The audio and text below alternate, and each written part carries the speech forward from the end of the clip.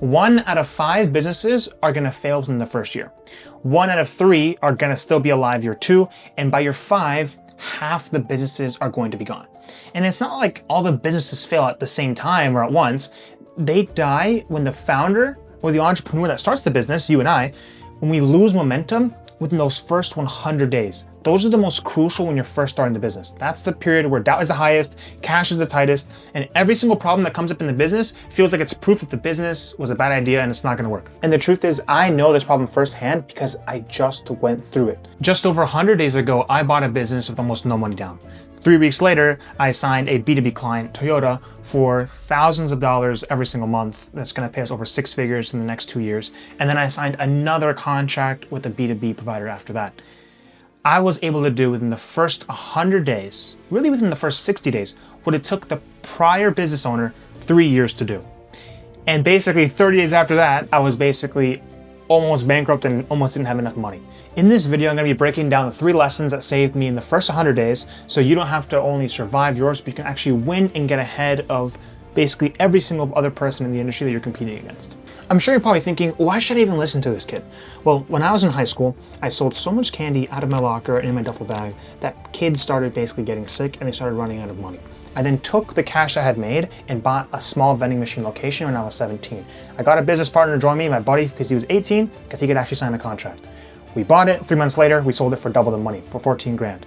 Then took that money, I failed a bunch of things in college, and then after I graduated college, I knew a 9 to 5 wasn't for me, so I was like, I'm gonna risk it for the biscuit. And I saw a much larger vending route that was for sale, bought it with seller financing, and now it's been 100 days of me running that. I'm not a billionaire, I'm not a millionaire, but the truth is I have lived through the first 100 days that I feel like any business owner is gonna live through, especially when you're in the weeds. So I just wanna show you what worked for me in those first 100 days and hopefully save you lots of time and lots of money that it cost me. Now, if I were to take the biggest things that I learned in those first 100 days of running the business, it would be 3 specific lessons that I learned. And I think if I were to have internalized them sooner, I would have made much more money than I have as of right now and been way farther ahead. Okay, so the first thing is understanding the principle of the big domino. There's one key activity in your business that if you solve it, it's gonna make everything else go downhill, essentially. In those first 14 days, I was all over the place. I was doing a bunch of paperwork, getting things transferred over, bank accounts and LLC and website and this and that. And there were so many things I needed to do, but I was getting lost in the sauce. Like I was working inside the business and not on it. I needed to actually drive growth and scale the business. But now when I thought to myself, okay, I know I gotta grow the business, so I have to work on top of it, essentially. I didn't know what to do. There were so many things that needed to get done that was going to drive the business forward. And so now this is how I think about solving the question of like, what should I do? What's the biggest thing that I should focus on? Because there should only be like one key thing you focus on for an entire quarter, or maybe even the entire year. And so how I think about it is, am I demand constrained or supply constrained? What that means is, if you're demand constrained, it means you're not getting as many leads, clients, projects, jobs, whatever that key metric is that drives revenue for you.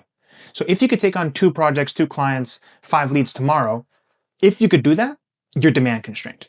Now, if you sit here and you're like, dude, Danny, like, I'm taking on so many projects, or I don't have enough people, I don't have enough labor, I can't. I'm backlogged like 2 or 3 weeks. Then you're supply constrained.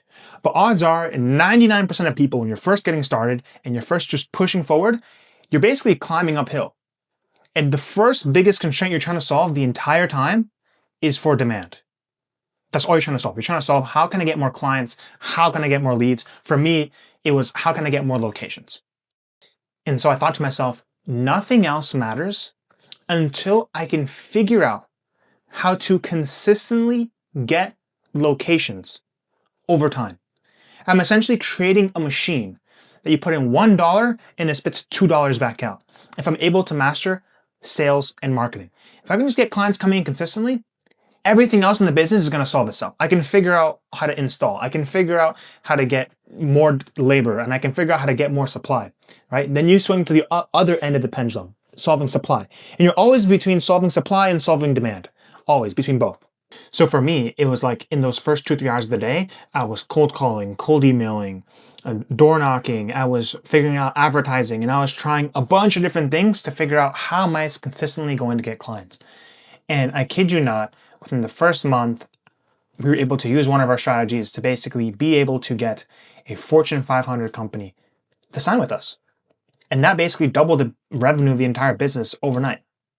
And that's when I was like, wow, solving for the big domino, solving for that biggest constraint, the biggest bottleneck in the business is what basically doubled the business overnight. I just got to focus 100% of my energy on just solving that and getting better at that until it's such a big problem that you have to solve for supply because you don't have enough labor, you don't have enough money, you got to do something else. But solving for demand is the number one biggest thing for 99% of business owners. And so I think the biggest thing that also happens is you solve for demand, you get a client, you get a lead, you get a prospect, and now you go into working for it, fulfilling and doing that stuff. You have to keep the engine on.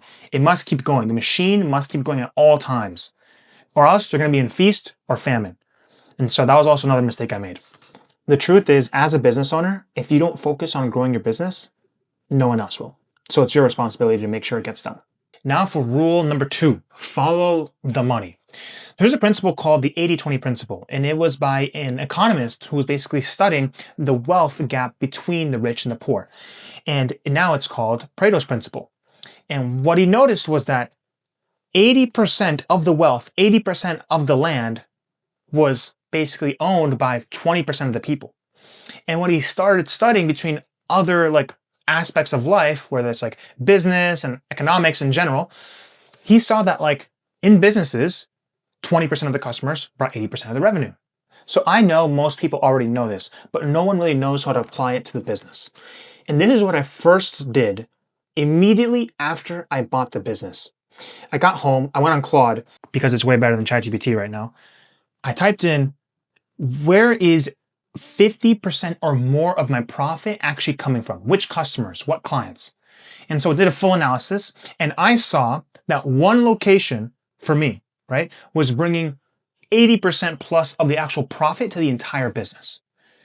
And so now I sat back and I thought to myself, I was like, if I'm able to build the whole business around just what the best client was like and what brought me 80% of the profits was like, and now get rid of all the rest, I could then focus and then push forward and scale. And so what I did is I essentially sold the worst performing parts of the business for double the amount of the money within the first 60 days. I kid you not. I got the credit card transferred, everything transferred over to the bank, and I was listing off the worst part of the business for sale with the broker. And you can watch that on the previous video. And all that came from seeing where is most of the money coming from? What type of customer is bringing me the least amount of headache and the most amount of money? And driving everything, I kid you not, everything just towards that. Because if you can solve for the 20%, the top 20% of all your clients and cut 80% of all the fluff, stuff that's wasting all your time, it's going to make you a lot more money. I have a friend who bought an appliance repair company close to me, and he told me that they were debating with the team between going and focusing on cash on delivery or warranty type jobs. Because how an appliance company or repair company works is you have to fulfill on warranties that Whirlpool has and that other appliance repair companies have regarding fridges, dishwashers, laundry and dryers, stuff like that. And 80% of their calendar was filled with warranties. But warranties only brought 20% of the money. And so he made a huge bet. He changed the entire business after he bought it overnight. And he said, we're only going to focus 80% of our time on cash on delivery. And so now everyone in the business was stressed because the calendars were super empty. But then guess what happened? They figured out a way to actually fill up 80% of the calendar with cash on delivery, which then basically doubled the profit of the business with them still having available slots on the calendar. So now they're a much leaner operation, and they could scale more, and they had much more profit. And that's just how you scale. Not by doing more, but by doing less of the wrong things, and then by default doing more of the right things. Now for arguably the biggest lesson that I learned, which is that cash is reality. This is a lesson that was very painful for me to learn, to say the least. So there's a saying in business that goes like this: revenue is vanity, profit is sanity, but cash is reality. And oh my goodness, I learned this firsthand 100%. I didn't understand what this meant until my third month, right around day 90. I almost lost everything. So picture this. I just landed a Fortune 500 company as a client. Then I'll close another one. Now I had to spend $10,000 to $12,000 on equipment to actually fulfill on that contract. I was deploying coffee machines. I was deploying water dispensers. I was basically helping. I had to buy a truck and all these different things. Dude, I was basically broke. On paper, it sounded great, but the reality was I had no money. I checked my bank and I had about $1,200 left, which is about a week and a half of expenses for us. I had to have a painful conversation with one of my buddies, and I had to say, dude, I kind of overextended myself. I'm not going to have enough cash. It's a net 30 agreement, and for B2B companies, net 30 means you invoice them on QuickBooks or whatever, and they have 30 days to pay you.